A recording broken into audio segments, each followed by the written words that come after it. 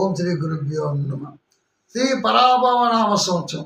ఈ పరాభవనామ సంవత్సరం జూలై నెలలో మనకి మకర రాశి వారికి ఏ విధంగా ఉంది?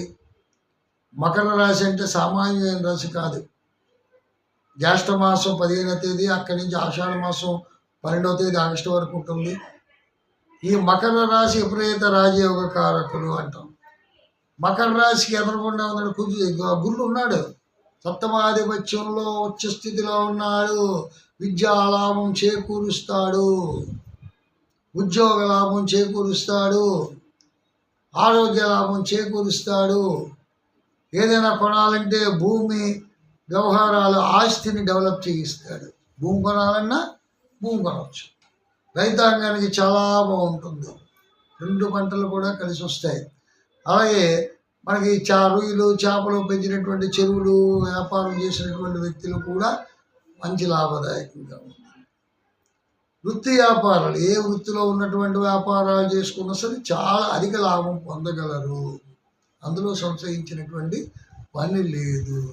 తొందరపాటు నిర్ణయాలు పనికిరావు. మనం కూడా చెప్తున్నాడు ఇక్కడ. అన్నీ బాగానే ఉన్నాయి, కానీ తొందరపాటు నిర్ణయాలు పనికిరావు. జాయింట్ వ్యాపారాలకు జాగ్రత్తగా ఉండాలి. జాయింట్ తగాదాలు వచ్చే అవకాశాలు ఉన్నాయి. కోర్టు వ్యవహార చిక్కులు ఉండను. ఇది చెప్తున్నాడు. కోర్టు వ్యవహార చిక్కులు కూడా కొన్ని ఉంటాయి. అవి కూడా చాలా జాగ్రత్త అవసరము. అన్ని రకాలుగా ఒక రకంగా చెప్పాలంటే అన్ని విధాలా యోగదాయకంగానే ఉంది. వ్యాపారాలు లాభం ఉన్నాయి. ప్రేమ వ్యవహారంలో ఒక నిర్ణయానికి వస్తారు. ప్రేమికులు ఉన్నారు, వాళ్ళ నిర్ణయాలకు వస్తారు. పెద్దలు అంగీకరిస్తారు. శుభ పరిణామాలు చోటు చేసుకుంటాయి.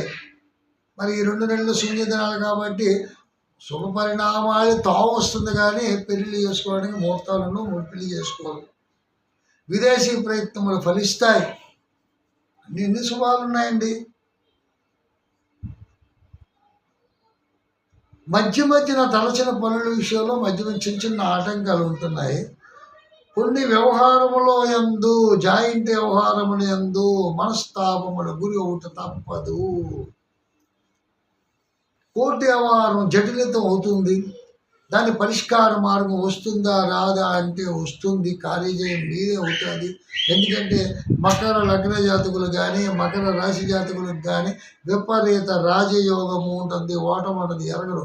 అవమానాలు పడి వాళ్ళ కన్నిటి నుంచి నీరు కారిందా అది భస్మీపట్నం అయిపోతుంది. శని స్వచ్ఛాత్రాధిపతి. వాళ్ళ పట్టుదలతో సాధన ఉంటుంది. వాళ్ళ తాలూకా పట్టు ఇంత అంత పట్టు కాదు. ఏదైనా సాధించే శక్తి వాళ్ళ చేతికి ఉంది.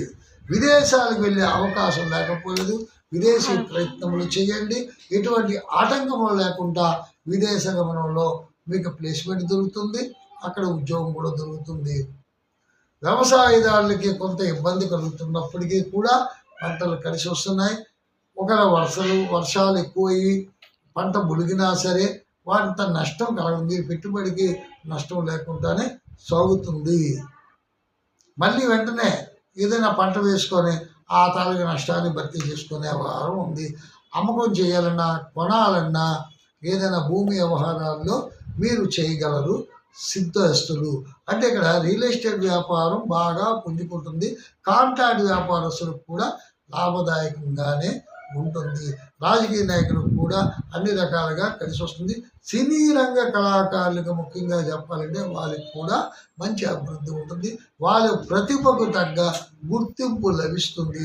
దాని గురించి ఎటువంటి భయపడవలసిన పని లేదు. ఉద్యోగ వ్యాపారంలో ధనాదాయం బాగుండును. శుభకార్యముల యందు కలిసి వచ్చును. సంక్షేమ కార్యక్రమాలు కూడా రాజకీయ నాయకులు ఒక పద్ధతి ప్రకారంగా అవలంబిస్తారు. వాటిని కూడా ఎటువంటి అడ్డంకులు ఉన్నా వాటికి విజయం పొందే అవకాశాలు ఉన్నది. అలాగే ఈ రాశిలో ఉన్నటువంటి వ్యక్తులు కొత్తగా పెళ్లి చేసుకున్న వాళ్ళు ఎవరైతే ఉన్నట్లయితే వాళ్ళకి సంతానాభివృద్ధి, కుటుంబ సఖ్యం కలుగుతుంది. ఈ నెలంతా కూడా ఒక రకంగా చెప్పాలంటే చాలా బాగుంది. ఎంత బాగున్నా దైవాన్ని మాత్రం విడిచిపెట్టకండి, విడనాడకండి. స్థిరవారం పూట ఆ శ్రీ వెంకటేశ్వర స్వామిని మనస వాచ కర్మణ ఆ దేవాలయంలో దర్శనం చేసుకొని ఆ మూల విరాట్ని మనం ఏదైతే మూల విరాట్ని మనం మొక్కుకుంటామో మనకు ఉన్నటువంటి నెగిటివ్ ఎనర్జీ ఏమున్నా సరే అవి పోయి పాజిటివ్ ఎనర్జీ మనకి వస్తుంది. మళ్ళీ మరో ఎపిసోడ్తో ముందుకు వస్తాను. అంతవరకు సెలవు. ఓం శాంతి.